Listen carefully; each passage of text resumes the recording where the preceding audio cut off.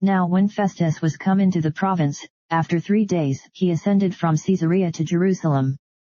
Then the high priest and the chief of the Jews informed him against Paul, and besought him, and desired favor against him, that he would send for him to Jerusalem, laying wait in the way to kill him.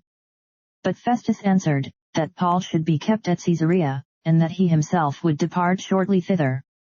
Let them therefore, said he, which among you are able, go down with me, and accuse this man, if there be any wickedness in him.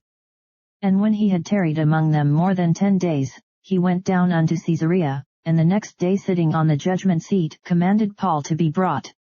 And when he was come, the Jews which came down from Jerusalem stood round about, and laid many and grievous complaints against Paul, which they could not prove. While he answered for himself, neither against the law of the Jews, neither against the temple, nor yet against Caesar, have I offended anything at all. But Festus, willing to do the Jews a pleasure, answered Paul, and said, Wilt thou go up to Jerusalem, and there be judged of these things before me?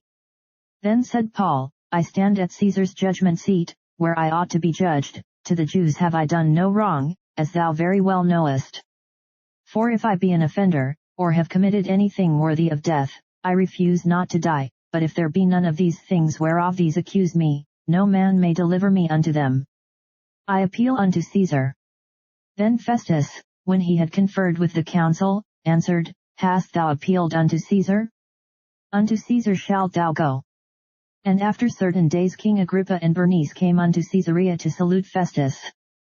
And when they had been there many days, Festus declared Paul's cause unto the king, saying, There is a certain man left in bonds by Felix, about whom, when I was at Jerusalem, the chief priests and the elders of the Jews informed me, desiring to have judgment against him.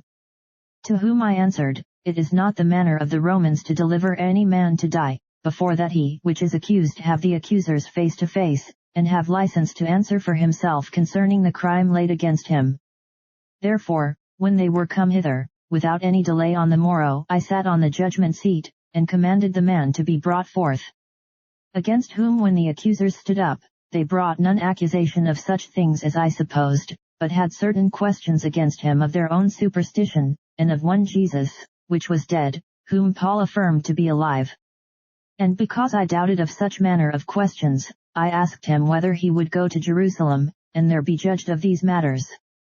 But when Paul had appealed to be reserved unto the hearing of Augustus, I commanded him to be kept till I might send him to Caesar. Then Agrippa said unto Festus, I would also hear the man myself. Tomorrow, said he, thou shalt hear him. And on the morrow, when Agrippa was come, and Bernice, with great pomp, and was entered into the place of hearing, with the chief captains, and principal men of the city, at Festus' commandment Paul was brought forth. And Festus said, King Agrippa, and all men which are here present with us, yes, see this man, about whom all the multitude of the Jews have dealt with me, both at Jerusalem, and also here, crying that he ought not to live any longer. But when I found that he had committed nothing worthy of death, and that he himself hath appealed to Augustus, I have determined to send him. Of whom I have no certain thing to write unto my Lord. Wherefore I have brought him forth before you, and specially before thee, O King Agrippa, that, after examination had, I might have somewhat to write. For it seemeth to me unreasonable to send a prisoner, and not withal to signify the crimes laid against him.